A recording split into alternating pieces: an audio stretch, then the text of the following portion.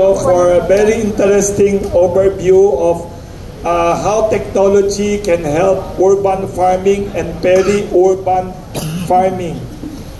We are open for questions from the media. Please raise your hand. Ayun, meron na.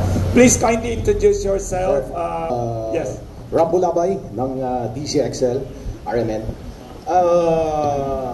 Nasimulan itong urban farming o urban agriculture, kung hindi ako nagkakamay, nabanggit kung ang pagkakalang ko doon sa pandemya at napakaganda ito. Nakita ko itong urban na nabanggit din ni Sir na kailangan sustainable 2050, meron din pagkain. Ang problema, nakikita ko, mahalaga rin yung negosyo eh. Ang utak ng mga Pilipino, kikita ba ako niyan? Kikita ba ako niyan? Meron ba ako niyan? Yan ang ano ng mga Pilipino eh. So urban, itong atin, anong dahilan, sir? Bakit pandemya pa, parang ilan lang yung nagtagumpay dito? Yung Quezon City, yung sa Barangay Holy Spirit, meron silang ilan yung lugar? At saan nagkaroon ng problema doon? Yung mentalidad ba ng mga Pilipino? O gobyerno ba? O yung holistic approach? Lahat ng ahensya ng gobyerno, katulad ng binabanggit, magkaisa tayo. Kasi sinimula ng matagal na, pero wala eh. Parang ningas kugon. Umpisa, mainit, ang sarap. Pero hanggang tumatagal, nawala na, tayo na. So saan dapat natin, kailangan natin ma-educate din eh. Kailangan natin ma-educate ng Pilipino na ito, sustainable hanggang 2050, dapat kikita tayo. At the same time, hindi tayo magugutom. Ano ang nakikita niyong problema, sir?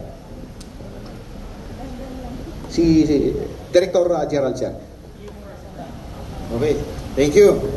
Salamat sa napakainit mo rin tanong. Okay, sir.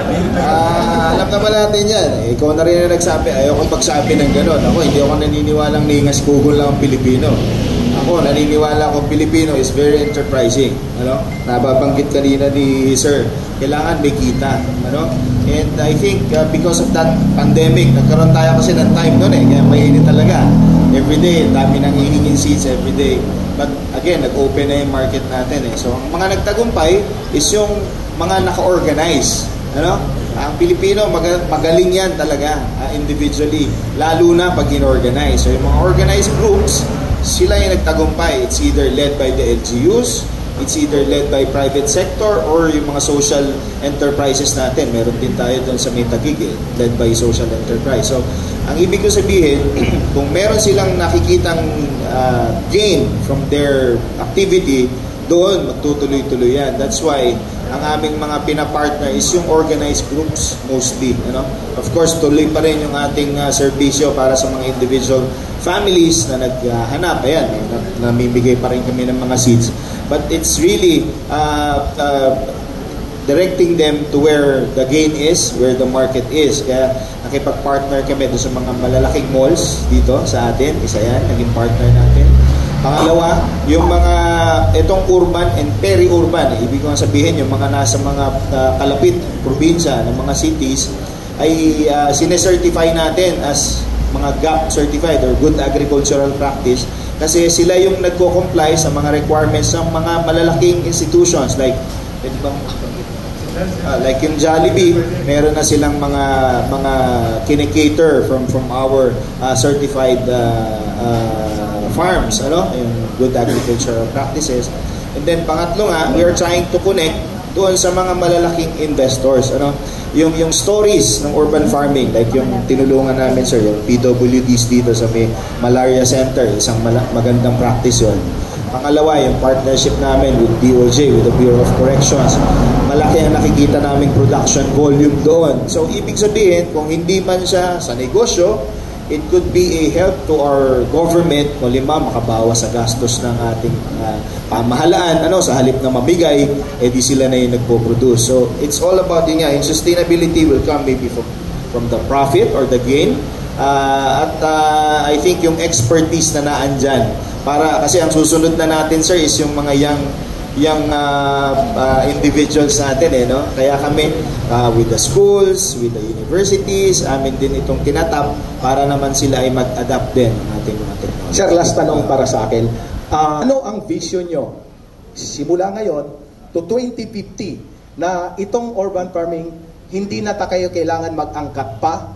Meron nating sariwa. Kasi, kaya ko nabanggit to, meron akong nabili, hindi ko nabanggitin yung palengke. Yung kamatis, sinasabi nga na Sir mura nga, but then, isang buwan na, nilagay namin doon sa mobile namin, isang buwan na hindi nabubulok. Isang buwan na. Ibig sabihin, may nilalagay doon kung ano yon. So, kailangan natin yung sariwa. At sariwa, at the same time, mura. Sa tingin nyo, Sir, ano ang dapat na gawin ng ahensya, ng pamahalaan, at sa mga stakeholder, mga negosyante, para sama-sama tayo tulong paano natin maikumbinsi itong ating mga kababayan na ang target nila, at the same time, bukod sa kumita na sila, yung mga maliliit, ang target natin, hindi na tayo magugutom. Tinagurian tayo ng agriculture country, pero nag-aangkat tayo. Parang nakakahiya yata sa bansa natin. So, paano natin matitiyak, no? Ipagmamalaki sa buong mundo na talagang pangangatawan na tayo ay talagang agricultural country at hindi natin nagugutom. Salamat siya. Let me compliment what has been given by Glenn. Sustaining this program calls for a whole of society approach. Hindi lang gobyerno, hindi lang pribadong sektor, but lahat po. It's the culture, it's the attitude of every Filipino. Kasi alam natin, ang every Filipino consumes about 60 or so kilos of vegetables a year, while other countries nasa 120 na. So nasa median po tayo. So ang ibig sabihin, it's still a long way yet to go. And it has to be a sustained campaign and capacity building for us to really grow enough vegetables and fruits for society. Na, of course, you consider all the problems or the objectives of, say, profit. May kita ba yan? Ang mga negosyante, mga entrepreneurs ay gusto nila kikita naman pag nasa mas lalo agrikultura. Kasi let me also characterize what is Philippine agriculture today in relation to what we are discussing. Alam niyo, may problema pa rin tayo in general when it comes to inviting more private sector like the likes of Dr. Pedro. Mabuti, mayroon siyang farm at sumusubok na rin, pero hindi pa rin natutuwa kasi kulang pa kita niya. So, ang cost of production natin mataas. Kasi hindi natin, wala sa ating control yung agricultural inputs, fertilizers, pesticides. Saan po galing yan lahat? Abroad. So, we need now, with climate change, nasabi na kanina, with the impacts of climate change, kasi sa climate change, in the future, because of that requirement to go to 70% more food to be produced, ay yung water resources mo naman ay lacking, physically lacking in the future. So the more now that new innovations must be started, and innovations like vertical farming as part of urban agriculture will be key to producing more in the future. But again, it all boils down to economics. Kikita ba yung entrepreneur kung pupunta doon? Now, in Go Negosyo, we are part of the giving of solutions. Kami may mentoring program para sa mga gustong magnegosyo sa agrikultura. At kasama na yan sa urban agriculture. We have now, itong last 4 years, with the Kapatid Agri-Mentor Me program sa Go Negosyo, we have already trained almost 1,000 potential agripreneurs. At karamihan nito ay yung mga younger generation. Kasi we need to invest, empower the youth bring them to agriculture, bring them to love agriculture, bring them to be part of the solution. So lahat yan, it's a combination of all of these approaches. Hindi lang minsanan ito. It's a continuing capacity program and mind-setting, bringing a new culture towards producing our own food requirements.